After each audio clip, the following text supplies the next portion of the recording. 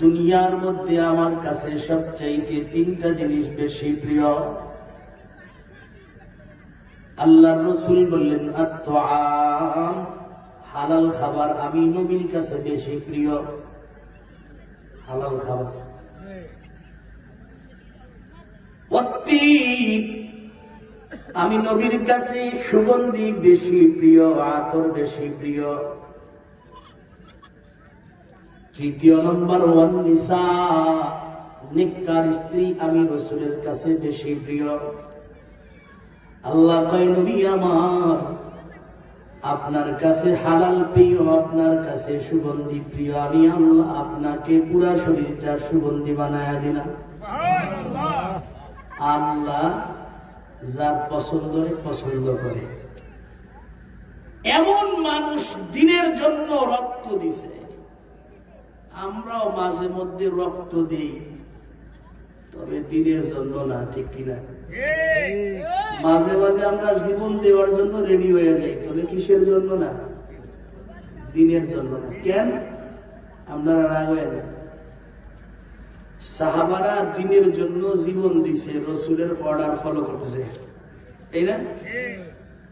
আমরাও জীবন দেই, আমরা রাসূল চিনতে চাই না, আমরা আল্লাহরে চিনতে চাই না, কিন্তু আমরা নেতা চিনছি। কেন? নেতারে চিনলে ক্ষমতা পাওয়া যায়, ঠিক কিনা? কিন্তু কন্যা এই ক্ষমতা কতদিন? কয়দিনের ক্ষমতা? বেশি দিন। টোটাল জীবন যদি কেউ ক্ষমতায় কাটায় তারপরেও কম। কেমন? আল্লাহ বলেন, দুনিয়ার ক্ষমতাধরকে যখন কিয়ামতের দিনে জিজ্ঞাসা করা হবে, রে ক্ষমতাধর,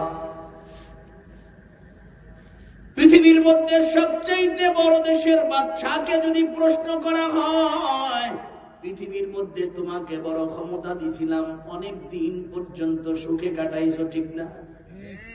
তখন এই সুখে কাটানো ব্যক্তি বলবে, লাম ইয়ালবাসু ইল্লা আশিয়াতান আও দুহাহা, না না না, দুনিয়ার জীবনে আমার মনে হয় এক সকাল বা এক বিকাল কাটাইছে। কত সময়? এক সকাল বা এক বিকাল। সামান্য সময় বড় ক্ষমতাধর এই কথা। এটা মিলে কি মিলে না? আপনারাই যার যার চোখটা বোঝেন, সবাই চোখ বোঝেন।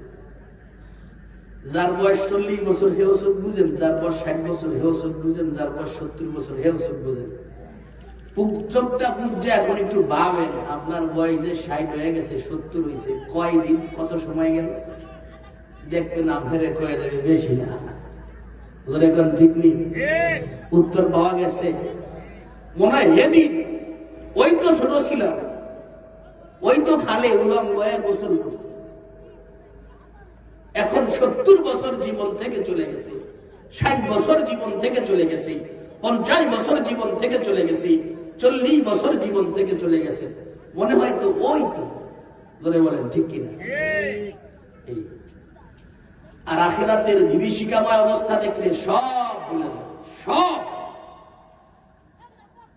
আমার ভাই, সাহাবারা রাসূল চিনছে, দিন চিনছে, এজন্য রাসূলকে নাখোশ করতে তারা চাইতেন না। তারা আল্লাহকে চিনছে, এজন্য আল্লাহকে নাখোশ করতে চাইতেন না, আল্লাহকে অসন্তুষ্ট করতে চাইতেন না।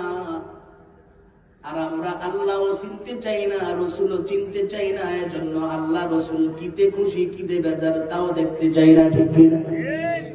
অদোস্ত, আল্লাহ আল্লাহর রাসূলকে দোস্ত না বানায়া দুনিয়া থেকে যখন চলে যাব, কোন নেতা বা নেত্রী আমার সাথে যাবেনি, কোন দলের লোক আমার সঙ্গে যাবেনি। হতে পারে তুমি তোমার জীবনে কত মায়ের খাইলা যে নেতার জন্য, ওই নেতা তোমার জানাজার নামাজে আসতে পর্যন্ত সময় নাও পাইতে পারে, তোমাকে জীবনের শেষবার দেখার জন্য নাও আসতে পারে, তোমার কবরটা সে জীবনও নাও চিনতে পারে। হতে পারে তোমার জন্য জীবনে সে দোয়া নাও করতে পারে, ঠিক কিনা? অথচ আখিরাতের বন্ধু, কবরের বন্ধু, হাসরের বন্ধু, পুলসিরাতের বন্ধু, তিনি আর কেউ নয়, তিনি আপনার আমার নবী মুহাম্মদুর রাসূলুল্লাহ সাল্লাল্লাহু আলাইহি ওয়াসাল্লাম। ঠিক কিনা চিল্লায়? আল্লাহর রাসূল উম্মতের বন্ধু, উম্মতের দরদি হযরতে আমেনা বলে, দুনিয়ার মধ্যে কত সন্তান ভূমিষ্ঠ হওয়া দেখলাম। সন্তান যখন মায়ের গর্ভ থেকে ভূমিষ্ঠ হয়, মাকে রক্তাক্ত করে দুনিয়ায় বের হয়, মার পুরা শরীর রক্তে ভিজে যায়। আবার তার পাশে কতজন সান্ত্বনা দেয়, কেউ তেল দেয় মাথায়, কেউ আবার বিভিন্ন ভাবে তার কষ্ট সহজ করার জন্য বিভিন্ন পদ্ধতি অবলম্বন করে। কিন্তু আমার মালিক আল্লাহ আমাকে কেমন সন্তান দিল, যে সন্তান জন্ম হইল আমার শরীর থেকে এক ফোঁটা রক্ত তো দূরের কথা, পানি পর্যন্ত বের হল। দুনিয়ার সন্তান জন্ম হওয়ার পরে দেখতাম কান্না করে,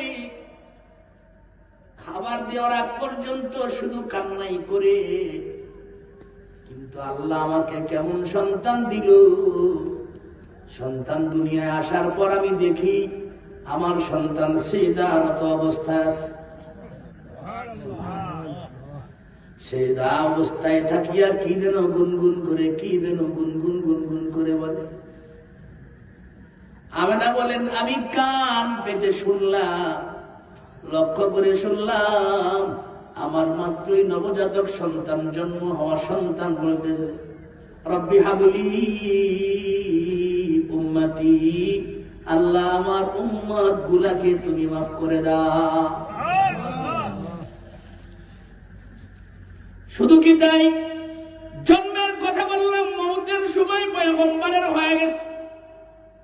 রাসূল 3 দিন পর্যন্ত অসুস্থ। রাসূলের ঘর আর মসজিদের মধ্যে ডিফারেন্স, পার্থক্য হলো একটা পার্টিশনের বেড়া। এই পার্টিশনের বেড়া ভেদ করলেই রাসূলের ঘর। অথচ 3 দিন ঠিক মতো রাসূল মসজিদে যাইতে পারে না, কারণ রাসূল অসুস্থ। জ্বর এত অসুস্থ, মাঝে মাঝে রাসূল বেহুশির মধ্যে থাকে, মাঝে মাঝে হুশ আসে। হযরত আয়েশা সিদ্দিকা রাদিয়াল্লাহু তাআলা আনহা বলেন,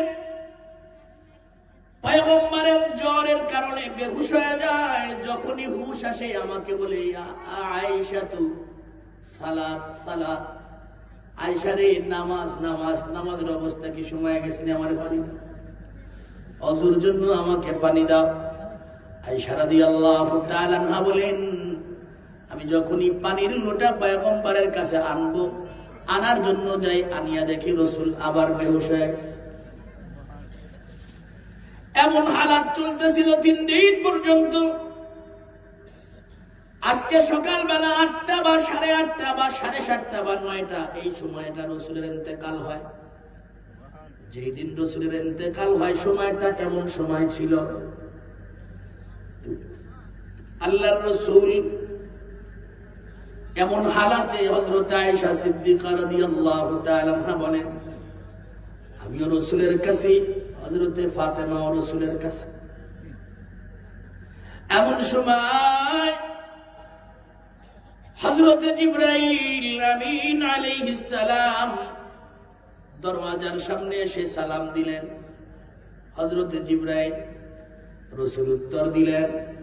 জিবরাইল আমিন বললেন, নবী আমার, এই আমি জিবরাইল আপনার কাছে শেষবারের জন্য আসছি, আসার অনুমতি চাই, সুযোগ দেওয়া হবে। হযরতে জিবরাইল আমিন আসতেন, সুযোগ দেওয়া হলো। হযরতে জিবরাইল আমিন রাসূলকে বলতেছেন, মুহাম্মাদুর রাসূলুল্লাহ, আল্লাহর একটা পয়গাম আপনার কাছে নিয়ে আসছি। কি জিবরাইল, মাওলা পাকের পক্ষ থেকে কি পয়গাম নিয়ে আসছো? জিবরাইল আমিন বলে, নবী, আল্লাহ জানতে চেয়েছেন আপনি কি দুনিয়ায় থাকতে চান না দুনিয়া থেকে বিদায় হইতে চান?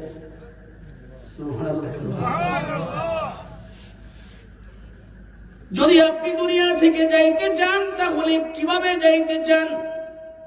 সশরীরে যাইতে চান, শরীর ধরে নিয়ে যাব জান্নাতে, এভাবে যাইতে চান, নাকি আপনার শরীর থেকে রূহটা কবজ যেমন হয় এমন হয়ে যাইতে চান?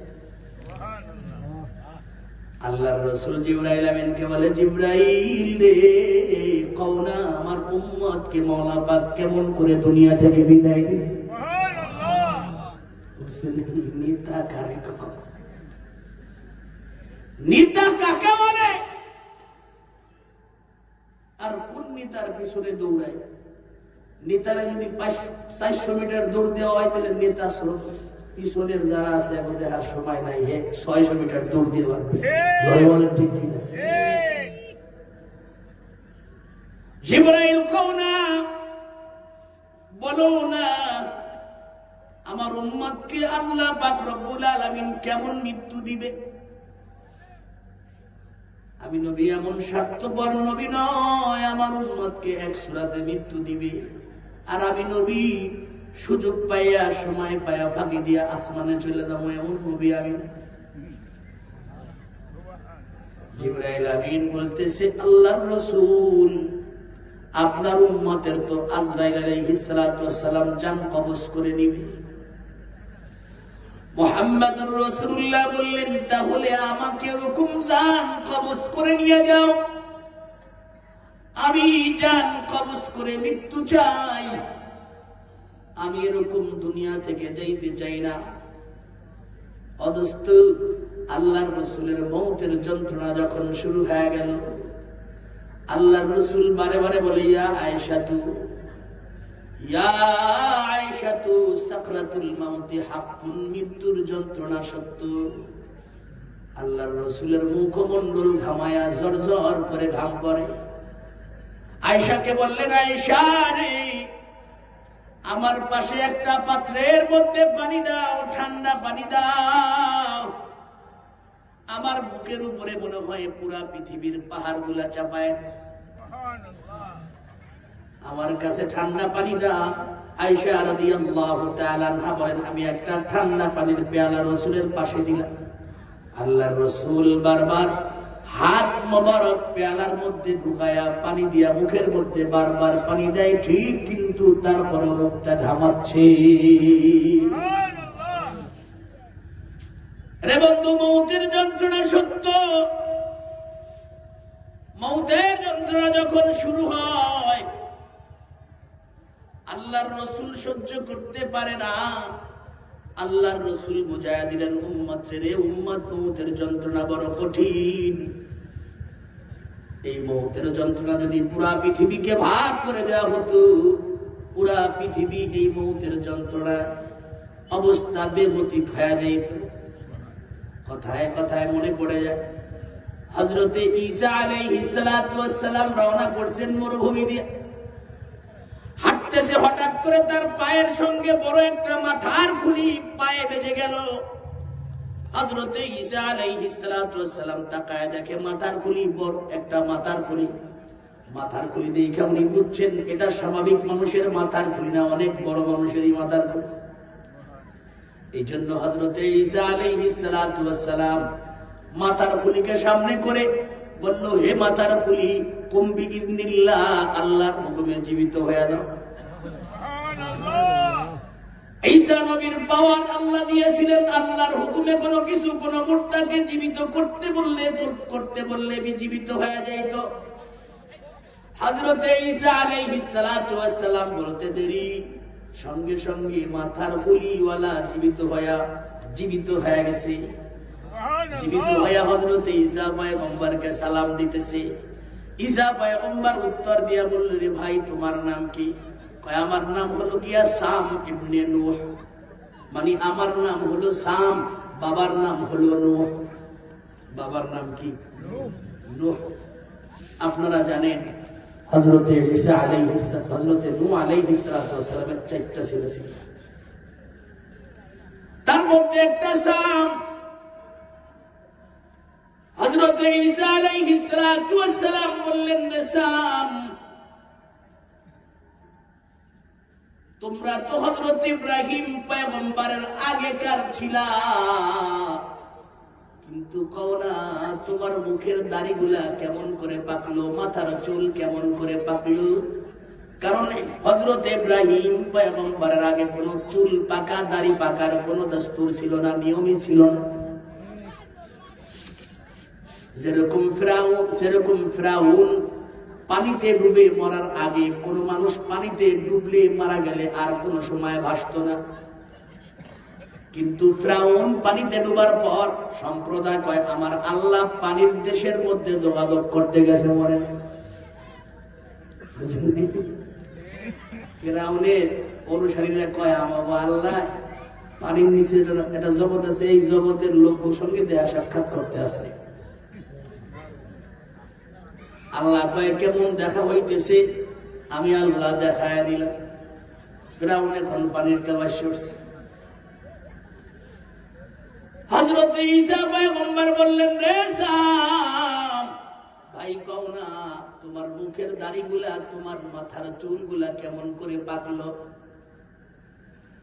কয় আমার মাথার চুল, আমার মুখের দাড়ি মৌতের যন্ত্রণায় পেকে গিয়েছে।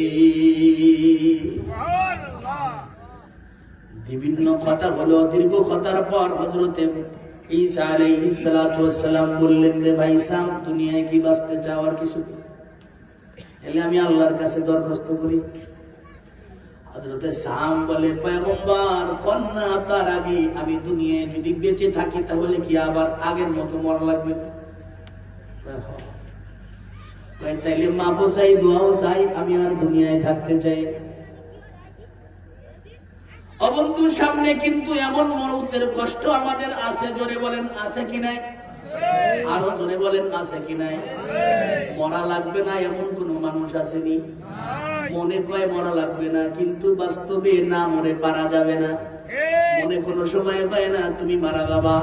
মৃত্যু পথযাত্রী ব্যক্তি, তার মনেও কয় না তুমি মারা যাবা, কিন্তু লোকটা আগামীকাল সকালবেলা মারা যাবে। এই লোকটার মনে বলে না, মনে হয় না, মনে স্বীকারও করতে চায় না। অবন্ধু, অতএব দুনিয়ায় এমন একটা দিন আসবে যেদিন আমি দুনিয়া থেকে বিদায় নিব। কবরে যখন যেদিন রওনা করব, কবরে যাওয়ার দিন মনে হয় কমপক্ষে 8-10 দিন পর্যন্ত পোলাপান কবরের মধ্যে থাকবে আমার সাথে। থাকবে না? কোনটাও থাকবে না। ছোটটা বেশি ভালোবাসে তো, ওটা থাকবে না। মায়েরা তো বাপ মারে খুব বেশি ভালোবাসে, আর 2-1 জন মনে হয় যাবে। বরং বাবা যখন দুনিয়া থেকে চিরবিদায় নেয়, মা যখন দুনিয়া থেকে চিরবিদায় নেয়, সন্তানরা বলে, দেখ বাবারে দেখলে ভয় লাগে, বাবারে যেন কেমন কেমন দেখা যায়। আগে তো এমন দেখা যাইত না, এখন কেমন যেন ভয়ানক ভয়ানক চেহারা হয়ে গেছে। স্ত্রী কয়, তোমরা কেউ যাইও না, তোমরা যদি আমাকেই লাশ রেখা যাও তাহলে আমার রাতে ঘুম হবে না। অথচ সকলে চাইবে কেমন করে কবরস্থ করা যায়। মৌতের সংবাদ হওয়ার পর সবাই ব্যতিব্যস্ত হয়ে যাবে, যাও কবর খুঁজো। কাউকে বলা হবে যাও তাড়াতাড়ি যাও, না হলে দোকান বন্ধ হয়ে যাবে, তাড়াতাড়ি কমপক্ষে কাপড়ের কাপড় গুলা নিয়ে আসো, যাও হাট বন্ধ হয়ে যাবে। এই বিকালের মধ্যে বাস 2-3টা নিয়ে আসো, লেট করো না, দেরি করলে সমস্যা। বলেন ঠিক কিনা? আর মানুষের জন্য হবে মনে হয়, আমাদের জন্য হবে, অন্য মানুষের জন্য হবে, আমাদের জন্য না, সবার জন্য। তো তাড়াতাড়ি গোসল দিয়া ফেলাও। কয় শরীরের মধ্যে শীতের দিন মারা গেছে, মোটা কাপড় কয় কেচি দিয়া কাইটা ফেলাও, কাপড় চুপড়ের অভাব নাই, কাইটা ওই পাশে ফালায় দাও, নাইলে খালে বাসায় দাও। জোরে বলেন ঠিক কিনা? কিসের মহাব্বত, কার লাগিয়া এত কান্নাকাটি, কার লাগিয়া এত দৌড়াদৌড়ি, কার জন্য এত কিছু রে বন্ধু? কিছুই আমার না। মালিকের ডাক দিলে দুনিয়ায় কেউ রাখতে পারবে না, আর থাকাও যাবে না। জোরে বলেন ঠিক?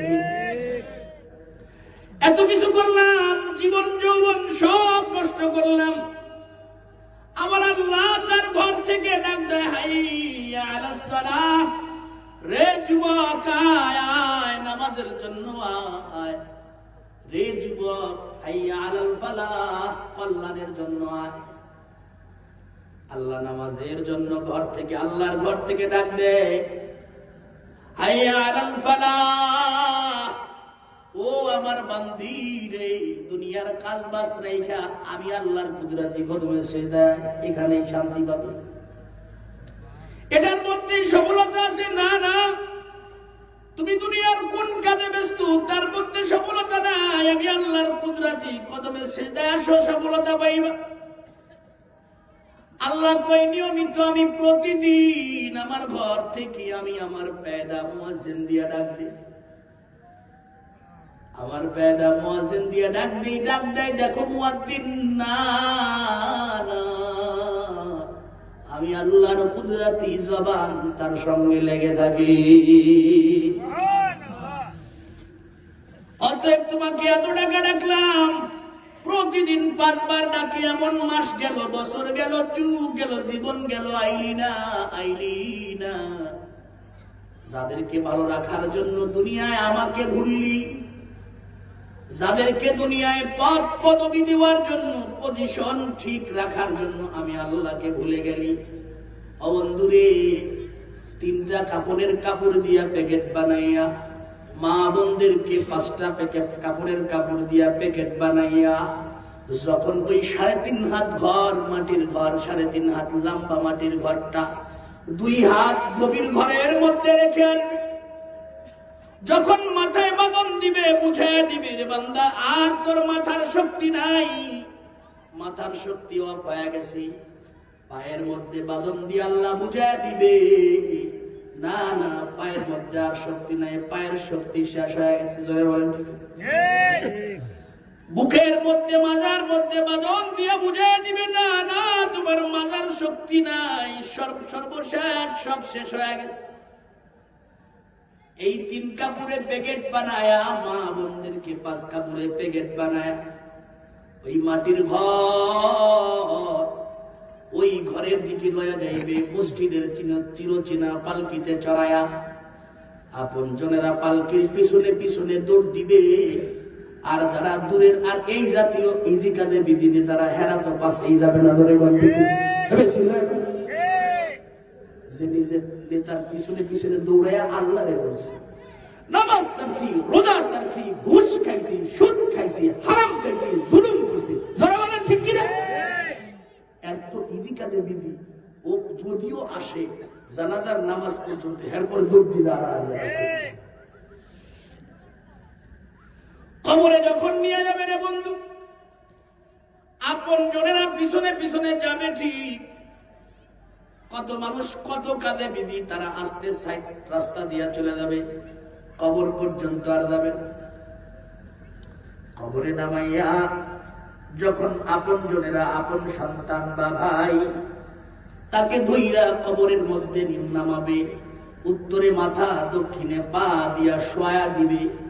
আর শোয়ানের সিস্টেম হলো এমন, আমরা একটা ভিন্ন উল্টা তরিকায় শোয়াই।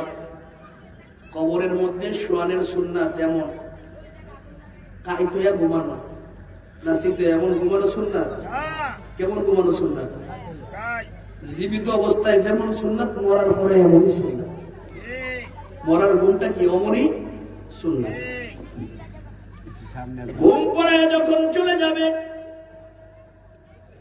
আপন জনেরা আল্লাহ মারিয়া চলে উপরে উঠে যাবে, তাকায় দেখবে ছেলে নাই, ভাই নাই, যারা আমাকে কোলে নিল তারা কেউ নাই, আমাকে একাকী ঘুম পড়ায়া চলে যাইতেছে। এক এক করে বাঁশের চালনি বিছায়া দিবে, আর মাটির ঘরটা অন্ধকার হইতে থাকবে। জোরে বলেন ঠিক।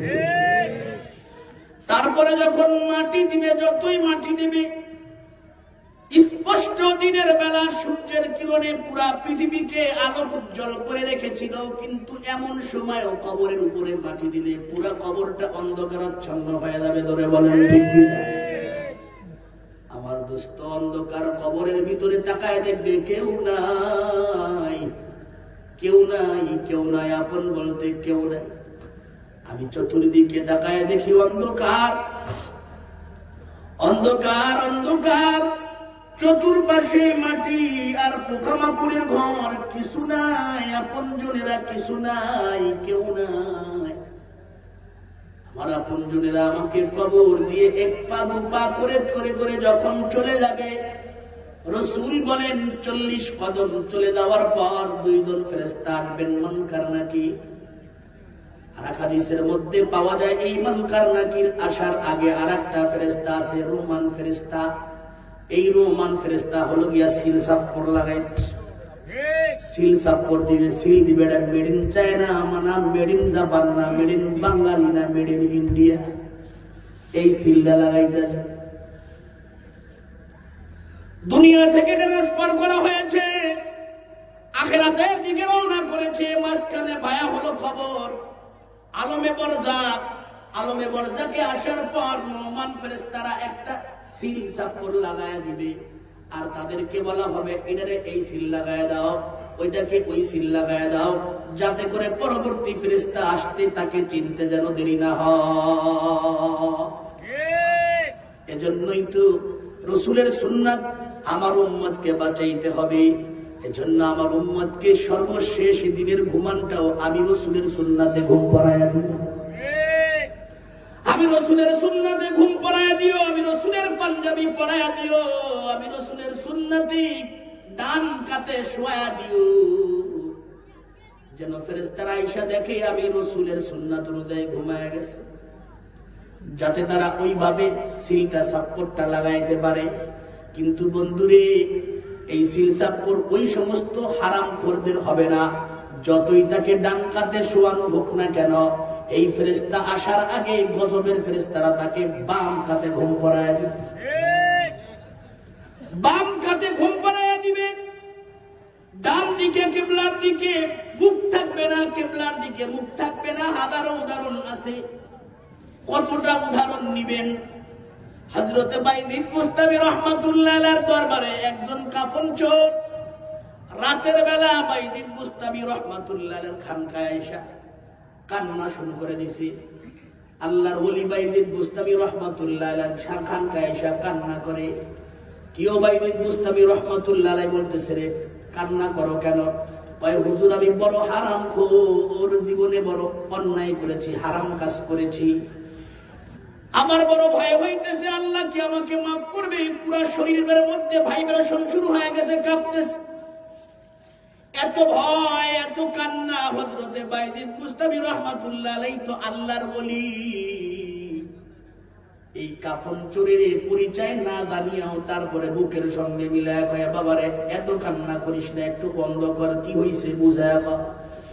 কাফন চোরায় কয়, আল্লাহর ওলি, আমি জীবনে 2000-এর বেশি কাপড় চুরি করেছি, এই অন্যায়কে আল্লাহ মাফ করবে।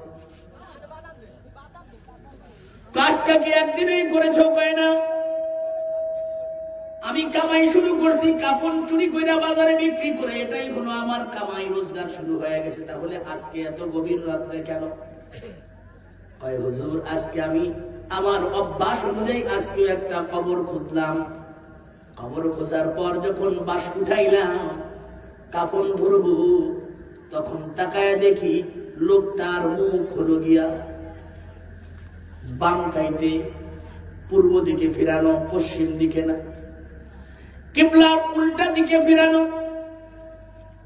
কই তুমি এমন দেখেছো? আর কি দেখেছো? কয় হ, আমি আমার জীবনে যত কাফন চুরি করেছি, প্রায় 2000-এর বেশি কাফন চুরি করেছি, 1-2 জন বাদে সব মুর্দাকে আমি এমন অপোজিটে দেখছি, ভিন্ন দিকে মুখ ফিরানো দেখছি। তারপর দেখার পরে তো তুমি দেখো, তাহলে তুমি কেন ভয় পাইলা? কয় আমি কাফন যখন খুললাম, শরীর থেকে তাকায় দেখি কাফনের মধ্যে কোনো মানুষ না, একটা শুয়ার ভরা। অথচ আল্লাহর ওলি, তার কবরের সময় আমি ছিলাম, তাকে আমি চিনি, তার জীবদ্দশায় তার সঙ্গে বহুবার কথা হয়েছে, বহু জায়গায় চলাফেরা করেছি, সে আমার পরিচিত। তারপরে যেদিন আজকে মারা গেল, আজকে তার জানাজায়ও ছিলাম, তাকে কোথায় কবর দিল, কেমনে দিল, তাও ম্যাপ করলাম, রাতের বেলা আসবো বলে। কিন্তু যখন তার কবর খুঁজলাম, কাফন খোলার পর তাকায় দেখি লোক না, কোনো মানুষ নাই, একটা শুয়ার ভরা। আমার ভিতরে ভয়, শুধু শুয়ার হইলে তো হইতো, জিহ্বাটা বের করা, জিহ্বা নাভি পর্যন্ত বের করা। এই অবস্থা দেখে নিজেকে কন্ট্রোল করতে পারি নাই, এজন্য আপনার কাছে আসলাম, আমাকে কি আল্লাহ মাফ করবে? কই তুমি যে তাকে দেখলা তার হালাত এমন হইল কেন? তার কোন পাপাচার সম্পর্কে তোমার জানা আছে? কয় হ জানা আছে। কয় কি পাপ করত? কয় সে বেশি বেশি নেশা পান করত, মদ খাইতো, নেশা জাতীয় খাবার খাইতো। ও বন্ধু, অতএব কত কথা কম, কবরের মধ্যে ডান কাতে শুয়াইলেই হবে না। দুনিয়ার জীবনে রাসূলের সুন্নাত মানলে ডান কাতের ডান থাকবে, নচেত থাকবে না। এই রোমান ফেরেশতারা যাওয়ার পর আবার দুইজন ফেরেশতা আসবে। ওই ফেরেশতারা হলো গিয়া বানকার নাকি। এই ফেরেশতারা আয়েশা কি করবে জানেননি? আয়েশা প্রশ্ন করবে, মার রব্বুকা, তোমার রবকে, ওয়া মান নাবিয়ুকা, তোমার নবীকে, ওয়া মা দীনুকা, তোমার ধর্ম কি? প্রশ্ন কয়টা? আরো জোরে বলেন না। এক নম্বর, মার রব্বুকা, তোমার রবকে। এটা খালি পুরুষরাই জিজ্ঞেস করবে, মহিলা তো মনে হয় না। না, পুরুষ মহিলা সবাইকে প্রশ্ন করবে, সবাইরই প্রশ্ন করবে তিনটা। এক নম্বর, মার রব্বুকা, তোমার রবকে। দ্বিতীয় নম্বর প্রশ্ন, আমার নাবিয়ুকা, তোমার নবীকে। আমা দীনুকা, তোমার ধর্ম কি ছিল? প্রশ্ন তিনটা, চতুর্থ কোনো প্রশ্ন নাই। এক নম্বর আল্লাহর পরিচয় চাইবে, দ্বিতীয় নম্বর নবীর পরিচয় চাইবে, তৃতীয় নম্বর ধর্মের পরিচয় চাইবে। তোরে বলেন ঠিক কিনা? এখন বলেন দোস্ত, দুনিয়ার মধ্যে যদি আল্লাহর নাফরমানি করে করে আমার জীবন যাপন করি, দুনিয়ার মধ্যে যদি রাসূলের সুন্নাতের বিপক্ষে চলি, রাসূলের সুন্নাত না মানি, রাসূলকে মহব্বত না করি, তাহলে কন্যা কে আমার এই কবরের মধ্যে প্রশ্নের জবাব কি আমার জন্য সহজ হবে না কঠিন? কঠিন থেকে কঠিন। এজন্য সাহাবারা রাসূল চিনছে, আল্লাহরেও চিনছে, ধর্ম চিনছে। রাসূলরা ধর্মের জন্য জীবন পর্যন্ত দিছে, রক্ত দিছে। আপনার আমার নবী, যে নবীর শরীর ছিল মোবারক, যে নবীর উপরে মাসা মাসি পর্যন্ত পড়া হারাম, এই নবীও দিনের জন্য দাঁত মোবারক শহীদ করে দিয়েছেন। জোরে বলেন ঠিক কিনা? এজন্য আমার মুরব্বী বাবারা, যুবক ভাইরা, পর্দার অন্তরালের মা ও বোনেরা, দুনিয়ার নেতা চিনা লাভ নাই, রাসূলকে চিনো। দুনিয়ার ক্ষমতার পিছনে পড়ে লাভ নাই, আল্লাহর গোলাম হয়ে দুনিয়া থেকে বিদায় নেওয়ার ফিকিরে থাকি। জোরে বলেন ঠিক কিনা? আল্লাহর গোলাম হলে লাভ আছে। আল্লাহর গোলাম হওয়া দরকার, আল্লাহর বান্দি হওয়া দরকার। আল্লাহর গোলাম যদি মারা যায়, আল্লাহর বান্দি যদি মারা যায়, আল্লাহর নেককার বান্দা, নেককার বান্দি যদি মারা যায়, আল্লাহর রাসূল বলেন, নেককার যদি মারা যায় তাহলে দুনিয়া পর্যন্ত নেককারের বিরহে কান্না করে। দুনিয়ার আকাশ কান্দে, দুনিয়ার বাতাস কান্দে, দুনিয়ার গাছপালা তুল্যতা সকলে কান্দে, কারণ নেককারের জন্য সকলে খুশি হয়। নেককার হলো দুনিয়ার মধ্যে মশার মতো, বরের মতো। নেককাররা দুনিয়ায় কিসের মতো? বরের মতো। যেরকম বর যাত্রী খাইতে গেলাম, যদি এইখানে বর পালায়া দেয় তাহলে যাত্রীর ভ্যালু আসেনি, যাত্রীর দাম আসেনি। বর যদি চলে দেয়, তাহলে আমরা যদি 100 যাত্রী থাকি, তাহলে বর যায় যাও, আমরা খাইয়ে খেয়ে যাবো না। এমন কোন বলদ আছে? আরে বর চলে গেলে আমার দাম আছে। নেককার হলো বর। নেককার মারা গেলে পুরা দুনিয়া কান্না শুরু করে দেয়। নেককার মারা গেলে দুনিয়ার সব মাখলুক গুলা কান্না করে দেয়। নেককারের বিরহে সকলে কান্দে। নেককারের জন্য আল্লাহ জগৎ ঠিক রাখছেন, বদকারের জন্য আল্লাহ জগৎ ঠিক রাখে নাই। জোরে বলেন ঠিক কিনা? নেককার হওয়া দরকারের জন্য আলা ইয়া সাকিনাল কসরিল মুআল্লা সাতুদফানু আন করিবিন ফিত তুরাবি লাহু মালাকুন ইউনাদি, লাহু মালাকুন ইউনাদি কুল্লা ইয়াউমিন লিদুলুলিল মাউতি ওয়া আবলুলিল খারাবি কলিলুন উমরিনা ফি দারে দুনিয়া আমরজিনা ইলা বাইতিত তুরাবি। প্রতিক্ষণ প্রতিদিন কবরের মাটি আপনাকে আমাকে ডাকে। প্রতিদিন একজন ফেরেশতা আমাদেরকে আহ্বান করে আর বলে, রে আল্লাহর জালেম, আল্লাহর নাফরমান, দুনিয়ায় ভালো করে চল, তোর কিন্তু যে কোনো সময় মৃত্যু হয়ে যাবে। এই দুনিয়ায় অট্টালিকায় থাকলেও তার থেকে তোকে নামানো হবে। এর আল্লাহর নাফরমান, দুনিয়ায় চলার সময় বুঝে শুনে চল। মাটি বলতে থাকে তুই যে আমার উপরে অহংকার নিয়ে চলস, লাভ নাই, লাভ নাই। বেশি দিন চলতে পারবি না, কয়েকদিন পরে আমার মধ্যে ঢুকবি, তখন তোর সমস্ত পাপাচার, অত্যাচার, গুনাহ, জুলুম সব মিটায় দিব। এজন্য খবরদার ফিকির মান হই, একটু চিন্তা করি, ধরে বলুন ঠিক, একটু চিন্তা করে শুনি। না না, কিছু নাই, কিছু নাই, সব ধ্বংস হয়ে গেল। যে বাবার ঔরসে আসলাম, বাবা কবরে ঘুমায়। যে দাদার ঔরসে আমার বাবা আসলো, দাদাও কবরে ঘুমায়। দাদা যে ঔরসে আসলো, সেও কবরে ঘুমায়। দাদার বাবা যে পেটে আসলো, সেও কবরে ঘুমায়। আমার বাবা যে পেটে আসলো, এও কবরে ঘুমায়। আমি যে পেটে আসলাম, সেও কবরে ঘুমায়। কোন দিন না জানি আমি কবরে চলে যাই। জোরে বলেন ঠিক কিনা? মৌতের চিন্তা যত বেশি ছেড়ে দিছি, ততই দুর্গমদের মধ্যে অন্যায় আমাদের মধ্যে শুরু হয়ে গেছে। বাড়ি পাকা করার ফিকির আমাদের আছে, কিন্তু কবরটা জান্নাতের বাগান হওয়ার ফিকির আমাদের নাই। ও বন্ধু, বাড়ি যদি পাকাও হয়, শরীরে যদি রোগ হয়, তাহলে এই বিল্ডিং এর মধ্যে থাকলে কি মজা লাগে? মজা লাগে? অসুস্থ শরীর মুক্তিটা হয়ে গেছে, খাবার যদি দামি হয়, তারপরও কি মজা লাগেনি? অবন্ধুরে, দুনিয়ার বিল্ডিং এ থাকলে অসুস্থ হওয়ার পরে যদি বিল্ডিং মজা না লাগে, দুনিয়ার মধ্যে অসুস্থ শরীরে দামি খাবার যদি মিষ্টি না লাগে, তিতা লাগে। অবন্ধু, এই দুনিয়ার ঘর, এর হলো গিয়া এই ক্ষমতা। কিন্তু আমি তো কবরের যাত্রী, কবরে চলে যাব। এই কবরের মধ্যে কবরের সামান জোগাড় না করে যদি যাই, আল্লাহর কসম, কেউ কিন্তু কারো না। আমার দেশে এমন নজির আছে, বাবা রেডি হইয়া সন্তানদেরকে খাওয়াইছিল, বাবা বিপদে পইরা সন্তানদেরকে না খাওয়াইতে না পাইরা, এজন্য বাবার বেলা জায়গা বিক্রি করে সন্তানদেরকে বাজার করে খাওয়াইছে। বাবা আর দলিল দিতে সুযোগ পায় নাই। বাবা দুনিয়া থেকে চলে যাওয়ার পর সন্তানদেরকে বলা হলো, রে ভাই, তোমার বাবা আমার কাছে এই জমি বিক্রি করছে, দলিল দাও। বাবা তো চলে গেছে। কয়, কবর ওই যে যাও, ওখানে যায় দলিল যাও। আমরা জানি না দলিল দিব না, আছে কিনা? জোরে বলে আছে কিনা? লাভ নাই, লাভ নাই। এজন্য নিজের আমল ঠিক করতে হবে, কেউ ঠিক করে দিবে না। সন্তান কিন্তু বিপদে পড়লে আমারে চিনে না, মেয়েও আমাকে বিপদে পড়লে চিনবে না। এটা হলো দুনিয়ার হালাত। আর মৌতের পরে তো আরো দূরের কথা। এজন্য নিজে ঠিক হয়ে যাইতে রাজি আছেন ইনশাআল্লাহ? এই যে আল্লাহর খবরে ইমানদার মুসলমান হয়ে যাইতে রাজি, আল্লাহকে একটু হাত দেখায়। আল্লাহ পাক্কা মুসলমান ইমানদার গুণমুক্ত জীবন বানায় কবরে ডাক দিয়া নিও, চিল্লায় পান্না আমিন। আর জোরে হবে আমিন। আমার ভাই, আমি আপনাদের সম্মুখে কোরআনুল কারীমের একটা আয়াত পড়ছিলাম আর রাসূলের একটা হাদিস পড়ছিলাম। চাইছিলাম এদিকে একটু আলোচনা করব। বক্তা আসার আগে এদিকে একটু যাই। আল্লাহর রাসূল বলেন,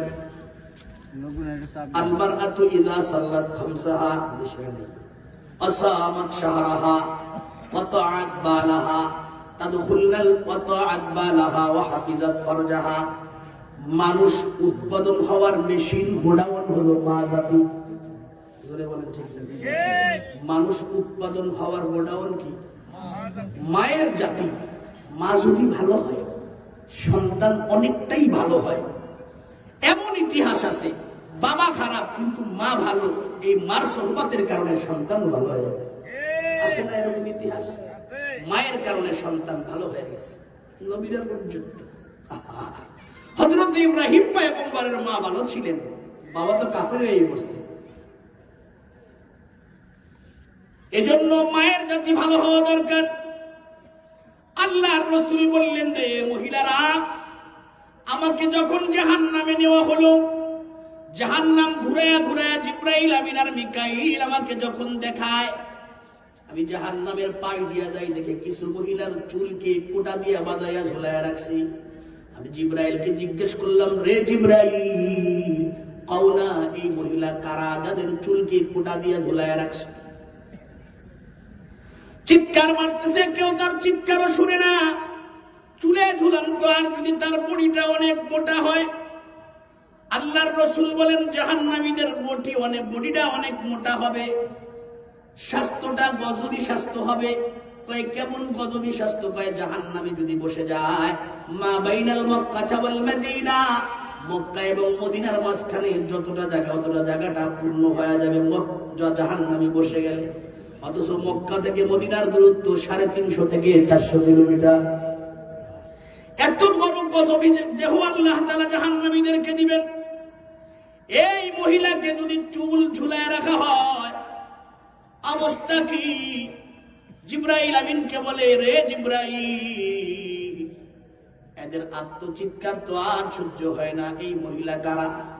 এমন চিৎকার করতেছে অন্তর কান্দে। বলো না এই মহিলা কারা? কি অন্যায়ের কারণে চুল দিয়া কোটা বাঁধায় ঝুলায় রাখছে? জিব্রাইল আমিন বলে, নবী, এ হলো ওই সমস্ত মহিলা যে সমস্ত মহিলারা চুলের দ্বারা গুনাহ করছে। চুলের দ্বারা আবার কেমন করে গুনাহ হয়? এই চুলকে আকর্ষিত বানায় পরপুরুষের সামনে চুলকে উপস্থাপন করেছে। এই চুল দ্বারা পরপুরুষকে আকৃষ্ট করেছে। এজন্য এই চুলের দ্বারা আল্লাহ পাক তাকে শাস্তি দিচ্ছে। চুলের মাসলা আসার পরে একটা মাসলা কয়ে দেই, আমাদের মা বোনরা অনেকে আছে মাথায় চুল আশ্রয় আশ্রয় আশ্রয় অবশিষ্ট আশ্রয়ের পরে যে চুলগুলো আশ্রয় খেয়ে দেয়, আছে না? এরপরে ফেরিয়ালার আসলে এক কাছে বিক্রি করে। বিক্রি করা হারাম। বিক্রি করা কি হারাম? ভালো করে শুনেন, মায়েরাও শুনেন। মাথার চুল আশ্রয়ের পরে অবশিষ্ট যে চুল আসে এটা জোগায়া জোগায়া গুছায়া গুছায়া যে বিক্রি করেন, এটা বিক্রি করা হারাম। এই হারাম বিক্রি করার যে মাল, ওই টাকা খাওয়াও হারাম।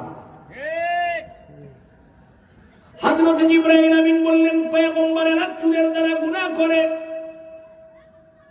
আল্লাহর রাসূল বললেন, আমি সামনে গেলাম, তাকায় দেখি কিছু মহিলার পেটের সঙ্গে কোটা দিয়া ঝুলানো। আমি বললাম, জিবরাইল, এই কিছু মহিলার পেটের সঙ্গে কোটা দিয়া ঝুলানো, কিছু মহিলার বুকের সঙ্গে কোটা বাজায়া ঝুলায় রাখছে কারা? জিবরাইল আমিন বলে, নবী আমার, এ হলো ওই মহিলা যারা দুনিয়ার মধ্যে পেট দিয়া এবং বুক দিয়া পরপুরুষকে আকৃষ্ট করে গুনার দিকে নামাইছে। এদেরকে কিয়ামত পর্যন্ত এমন শাস্তি দেওয়া হবে, এ হলো বিচার ছাড়া শাস্তি। বিচার ছাড়া শাস্তি। জজ সাহেব রায় শুনানের আগ পর্যন্ত আসামি অ্যারেস্ট হওয়ার পরে যে জেলখানায় থাকে, এটাকে জেল বলা হয় না হাজত? হাজত কি কোনো হিসাব হয় না? হাজত হিসাব ছাড়া রায় হওয়ার পরে হলো শাস্তি শুরু হয়। এই কবরের মধ্যে যে যারা শাস্তি পাইবে তারা হলো হিসাব ছাড়া শাস্তি। কিয়ামতের দিন বিচারের পরে আবার নতুন করে শাস্তি। জিবরাইল আমিন বলে, নবী গো, এরা হলো গিয়া এই হাজতখানায় আছে কিয়ামত পর্যন্ত এই শাস্তি। আল্লাহর রাসূল বলেন, আমি সামনে কয়েক কদম দিলাম, তাকায় দেখি কিছু মহিলাকে ঠোঁটের সঙ্গে কোটা বাজায় ঝুলায় রাখছে। আল্লাহর রাসূল বললেন, রে জিবরাইল, ঠোঁটের সঙ্গে কোটা বাজানো কেন? এ দোষ, অনেক শাস্তি, বড় কঠিন শাস্তি, সহ্য হয় না। জিবরাইল আমিন বললেন, নবী, এই সমস্ত মহিলারা এই ঠোঁট দিয়া গুনাহ করত। ঠোঁট দিয়া কথা বলে গুনাহ হয়। ঠোঁট সাজায়া পরপুরুষকে আকৃষ্ট করলে গুনাহ হয় না? হয় না? আরো জোরে বলেন, হয় কি হয় না? আল্লাহর রাসূল বললেন, জিবরাইল, এই অন্যায়ের কারণে তাদেরকে ঝুলায় রাখছে। হ্যাঁ রাসূল, ঝুলায় রাখছে। আল্লাহর রাসূল দুনিয়ায় আসার পর মহিলাদেরকে ডাক দিয়া বললেন, ও আমার মহিলা উম্মতেরা রে, ও আমার মক্কার মা বোনেরা রে, জাহান্নাম ঘুরে ঘুরে দেখেছি, জাহান্নামের মধ্যে পুরুষের তুলনায় মহিলাদের সংখ্যা বেশি। অতএব তোমরা আল্লাহর রাস্তায় বেশি বেশি দান করো, আল্লাহর রাস্তায় দান করো, আল্লাহর গোলামি বেশি বেশি করো। আল্লাহর রাসূল সংক্ষেপে 4টা কথা বলে দিলেন। কোন মহিলা যদি এই 4টা গুণী হয়ে যায়, জান্নাতের 8টা দরজা, 8টা দরজায় তাদেরকে জান্নাতের দিকে ডাকবে। আল্লাহর রাসূল বলেন, আল মারআতু ইযা সাল্লাত খামসাহা, মহিলারা যদি 5 ওয়াক্ত নামাজ ঠিকমতো পড়ে, 5 ওয়াক্ত নামাজ ঠিক মতো পড়ার অর্থ হলো আল্লাহ আয়াতের মধ্যে বলেন ফাওয়াইলুল লিল মুসাল্লিন আল্লাযীনা হুম আন সালাতিহিম সাহুন। আল্লাহ কয় সমস্ত মুসল্লিদের জন্য লানত, যারা নামাজ পড়ার ব্যাপারে গাফেল অলস। নামাজ পড়ে ঠিক, কিন্তু এক ওয়াক্তের নামাজ আর এক ওয়াক্তে দেয়া পড়ে। এটা পুরুষের তুলনায় যারা নামাজ, যে সমস্ত পুরুষরা নামাজ পড়ে, এই তাদের সংখ্যা এই জাতীয় পুরুষের সংখ্যার চাইতে মহিলাদের সংখ্যা কিন্তু একটু বেশি। নামাজ পড়ে ঠিক, কিন্তু এক ওয়াক্তের নামাজ আর এক ওয়াক্তে একেবারে ঘুরায় ঘুরায় নেয়। এজন্য আল্লাহর রাসূল বললেন আল মারআতু ইযা সাল্লাত খামসাহা, যদি কোনো মহিলা 5 ওয়াক্ত নামাজ ঠিক মতো পড়ে, যখনই আযান দেবে, আযান দেওয়ার 10-5 মিনিটের মধ্যে নামাজ পড়া শুরু করে দেন। কয় গোসল করি নাই, গোসল করা ফরজ না। গোসল যদি আপনার উপরে ফরজ থাকে তাহলে ফরজ, আর গোসল যে কারণে ফরজ কিন্তু আপনি জানেন। গোসল আপনার উপরে ফরজ না। যদি আপনার উপরে গোসল ফরজ না হয় তাহলে ওযু করলেই শরীর পাক হয়ে যায়। কাপড় যদি না পাক থাকে ভিন্ন কাপড় পরে নামাজের জন্য ভিন্ন কাপড় বানায় ফেলান। আপনি তো মার্কেটে যাওয়ার কাপড় ভিন্ন বানাইছেন, বাবার বাড়ি যাওয়ার কাপড় ভিন্ন বানাইছেন, জামাই বাড়ি যাওয়ার কাপড় ভিন্ন বানাইছেন, কিন্তু আপনার আকলে কি কয় না নামাজের জন্য একটু ভিন্ন কাপড় বানায়, নামাজের জন্য ভিন্ন কাপড় বানায় রাখেন। আযান হইছে, কাজ বন্ধ করে দেন, কারণ আল্লাহ হলো সবচেয়ে বড়। আল্লাহু আকবার অর্থ কি? আল্লাহ বড় না, খালি আল্লাহ সবচেয়ে বড়। আল্লাহ বড়, আল্লাহ বড়। এক আল্লাহর গোলামি করো, 3 ফরজে ওযু করো, 3 ফরজে গোসল করো, 4 ফরজে ওযু করো, 5 ওয়াক্ত নামাজ পড়ো। ঠিক কি না? 6 ওয়াসুলে বয়ান শুনো, 7 জাহান্নাম ভয়ঙ্কর, 8 জান্নাত খোদার ঘর। যদি চাও বাঁচতে চলে দাও গাছতে, যদি চাও বাঁচতে চলে যাবা কোথায়? গাছতে। আসার আগে আজরাইল, চলে দাও কাকরাইল। আসার আগে আজরাইল, চলে দাও কাকরাইল। আর করোনা ভঙ্গি, চলে দাও টুঙ্গি। মুসলিম আমার নাম, ইসলাম আমার গাড়ি, জান্নাত হলো আমার বাড়ি। ঠিক না? আমার বাড়ি কই? জান্নাতে। অতএব ওযু করে ফেলেন, ওযু করে নামাজে দাঁড়ায় যান। নামাজ পড়ার পর আল্লাহর জিম্মাদারি থেকে আপনি খালাস হয়ে গেছেন। কয় হুজুর দুপুরের সময় নামাজ পড়া যায় না, রাতে দেরি হইলো, অমুকের বাবা কেন চিল্লাছেন? আছে না? এই যোহরের নামাজ তো এই শীতের দিনে বেড়াই মাছ যায়, বেড়াই কথা বলেন। কে অমুকের বাপের গাল যদি নামাজের জন্য শুনতে থাকেন তাহলে থাকেন, কারণ আপনি তো খালি এই জন্য গাইল শোনেন না, আরো কত কিছুর জন্য তো গাইল শোনেন, হ্যাঁ করে তো ফেরেন। আপনি নামাজের জন্য যদি গাইল শোনা লাগে শুনেন, তবে এই গাইলটা বেশি দিন লাস্টিং হবে না। আমার আল্লাহ এমন একটা ফয়সালা করে দেবেন, দেখবেন গাইল আপনার জন্য কল্যাণ বয়ে আনবে। ধরে বলেন ঠিক কিনা? আল্লাহ ওয়াল্লাযীনা জাহাদু ফীনা লানাহদিয়ান্নাহুম সুবুলানা ওয়া ইন্নাল্লাহা লামাআল মুহসিনিন।